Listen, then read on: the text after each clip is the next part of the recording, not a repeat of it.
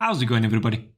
It is that time of the season. The early access videos are dropping and you guys have a lot to watch. So depending how many you watched already, you might know a thing or two or you're completely clueless. Either way, I'm sure there are things I can show you that you didn't know just yet.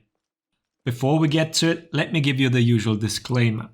Thank you to Ubisoft for including me in this early access, and as most of you know, the version we content creators get to test Ocelotl on might not necessarily be identical to what you guys will get to play this Thursday. There might be further improvements or downgrades depending on how you look at it. But yeah, who knows what'll change. So we do the usual thing. First basic frame checks, then more in-depth stuff like recoveries and pins, and then we're going to look at how you can apply it all in your gameplay, like meaning ganks, possible combos and so on. First though, sponsor. Many of you know that VKNG Jewelry has been working at making a pendant for me, or you guys rather, and that one is done. It's officially out. I've posted some pictures to Twitter already, but you guys got to see it here as well now. One side is my bat symbol, and on the other side we have the guard widget. An homage to the game, but with a more personal touch. And as I said, that one is out now, and you will find a link down below. There is also currently the summer sale going on, which has been extended to August 1st. And on top of it all, you get a 20% discount code on the whole shop. Yes, not just my pendant, but whatever else you might want. For the next 48 hours, you can use Freeze Honor at the checkout. I'd prefer if you chose my pendant for obvious reasons here, but feel free to browse the rest of the shop as well. All links that you might want are down below. And a huge thanks to VKNG Jewelry and thanks to you guys as well for making this possible. I hope you like it as much as I do. Alright, back to the topic at hand. A new hero. The name is Ocelotl. He's male gender locked, part of the Outlander faction, is a hybrid with 130 HP and 120 stamina. The perks are assist. Depending on the feat loadout, you might want to switch up the perk loadout, but most likely you will run the Radiant Rebound for the first rotation, then Remedy and Rapid Refresh. The basic frame checks are rather easy this time. As you might know already, Ocelotl has an infinite chain, and you will only end that chain if you throw 2 of the same moves. That means he has 3 iterations of all his basic attacks. 3 lights, 3 heavies, 3 zone attacks, and 3 bashes. For the lights, the openers are all 500 ms. That is not exactly a surprise, but all chains and the finishes, those are 400 ms. All sides are the same.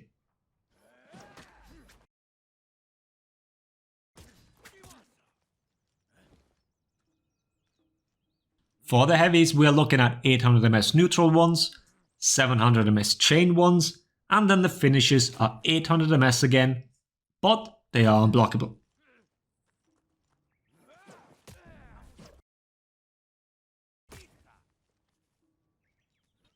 Neutral zone attack is 700 ms and is locked to the left side. The in-chain one is 900 ms and that one always comes from the right. And then the finisher zone is 900 ms again, and that one is coming from the left again. All 3 of those are feintable and they have hyper armor. Particularly the 700 ms one might throw you off at first when you try to feint it. You need to do it really early. Then the hyper armor timings, they are as follows. It's 400 ms for the neutral one, and then 100 ms for both in-chain and finisher. Those are the start timings. I'll show you a good scenario where having on-demand hyper armor in-chain might come in handy in just a minute. Bashes first though. All of them do direct damage. They have no confirmed follow-ups. Neutral one is initiated with a forward dodge into guard break. It's a 500 ms bash with a 300 to 500 ms input window into the dodge. It is your box standard Legion kick. I assume we will see changes here in the near future depending on what Ubisoft is cooking with the bash changes.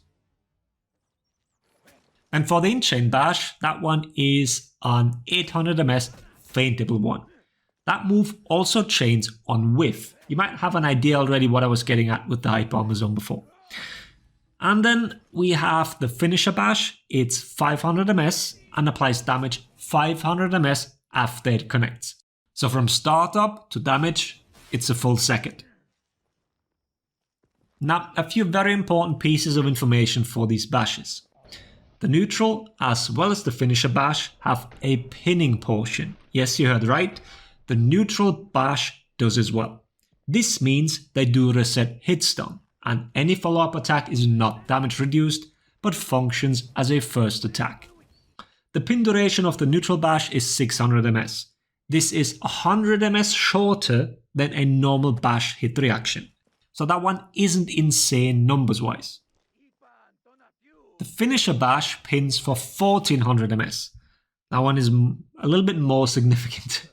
But also remember that if you hit within the first 500 ms of the pin, you will interrupt the damage part of the bash from your Ocelotl teammate.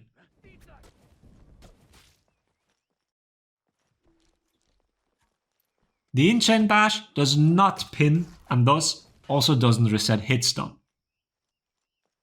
Another thing you might want to keep in mind about pinning moves, you are fully guard break vulnerable during them. That includes the grabbing portion.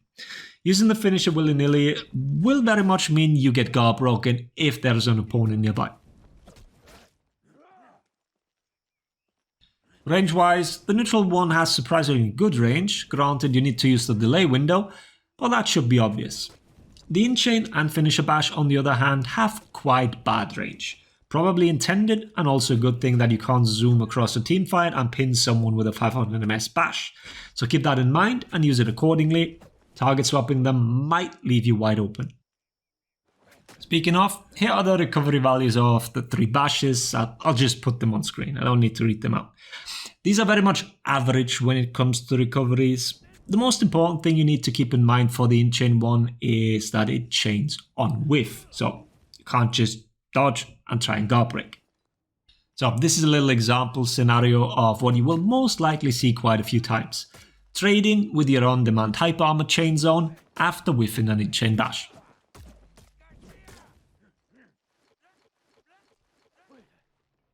But moving on, before we get to the ganks, we need to finish with the rest of the basic moveset. He does have dodge attacks. Forward dodge light is 500 ms and has an input window of 100 to 500 ms into the dodge. This move is strong, lots of range, quite fast, and the target swap animation is quite confusing.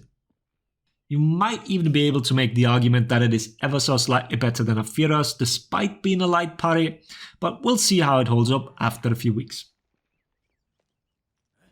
And the side dodge lights are 533 on the standardized input window of 200 to 400. As far as dodge attacks go, these are on the worst side of things since they have no hitbox whatsoever. Pretty much a carbon copy of Valkyries. And then the running attack is 700 ms and that's really all there is to it. It's a running attack. Then that Hunter stance. The pseudo hidden stance and the heavy out of it. Entering the stance takes 500 ms and you do have iframes here.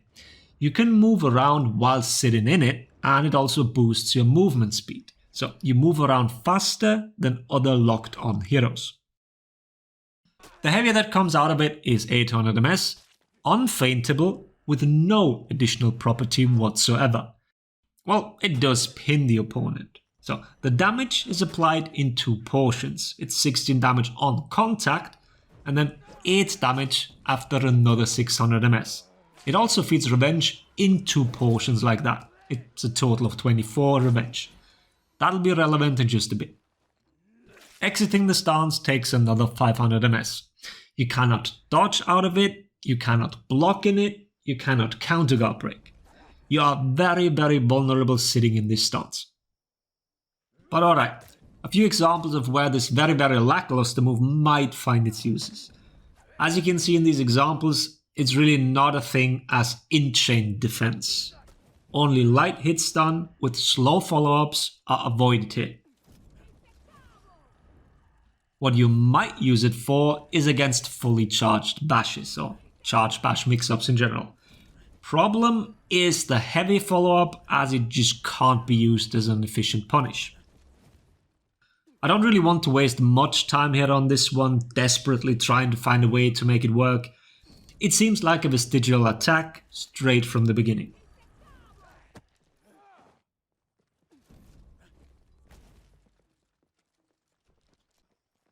So let's talk ganks then, as I'm sure many of you fear for the worst. Let's start with the Hunter's Heavy move. It can be used as a way to confirm additional attacks. It does fully reset hit stun because it pins, it does not feed bash revenge, and it pins long enough for easy confirms. The main problem is that it is terribly slow. The Ocelotl pretty much has to sit in the stance already to reliably hit the correct timing. Whether you confirm the heavy finisher or let the Ocelotl confirm something else, well, that's up to you. It is a short, low revenge gank with a clumsy move. Instead, like I've highlighted before, using the bashes is most likely what you'd gravitate towards, since both the neutral as well as the finisher bash do reset hit stun, and they do chain into each other. So this is what our testing has shown. You can pretty much delete somebody with a single guard break. The examples I'm showing you here are with UBs to confirm the finisher bash. I'll explain why in just a second. As you can see, every move does full damage. The hit stun reset also resets the damage reduction, which makes these very revenge efficient, so to speak. At the end of every one of these, you can add another heavy and light confirm it if you want, or guard break confirm if you are in range, but the guard break will most likely feed full revenge, so better make sure you hit the perfect timing. So why does it have to be an unblockable as a second move, Freeze? Well, that I can only explain partially. So this is what happens when you use 3 heavies and the person is not externaling the non-Ocelotl and the guard is in the wrong position.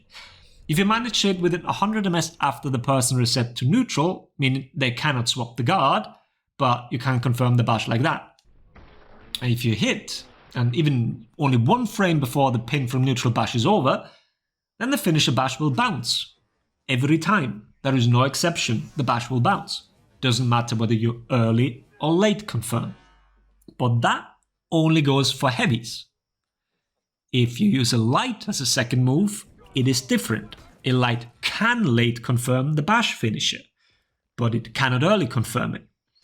And for this discrepancy, I have no explanation whatsoever. If a light can late confirm, a heavy should be able to as well, but it's only lights, never heavies. And that is the reason why I've used unblockables to hit the 100 ms neutral window, where the target cannot parry, but the hit stun will confirm the bash finisher. Feel free to experiment here and come up with a possible explanation. I am stumped on this one. So yeah, this works, but I don't know why it works the way it does. Enough of this, you can go and try some of these yourself and see what you manage to figure out. We're moving on to hitboxes. Over the years, hitboxes have become more and more important for the viability of a character and also their position in the meta. While in the beginning we mostly valued hitboxes when it came to unlock tech, then it shifted to huge orange hitboxes, and nowadays it's almost required to have solid ones to be picked. As you can see, the neutral side lights are not what you're looking for. These are quite frankly a joke and should never see the light of day. This here is one of these examples that I meant with the disclaimer in the beginning. I hope they hotfix these for release. But other than that, the hitboxes are very much on point. They're exactly what you expect when seeing the swings. From startup right to the end position. What you see is what you get. And these are quite solid on many moves. They aren't egregious, they just match the weapon model, so kudos to whoever fine-tuned these. And that's it. For a full feat overview, you can check Marco's video.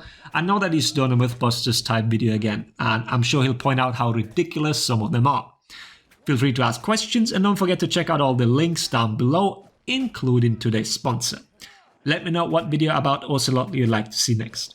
Having said that, hope the video was helpful. Thanks for watching. Laters, everybody. These fucking lights have no hitbox, but throwing a left side light when the wall's on the right apparently makes me hit the wall. What the actual fuck? Uh,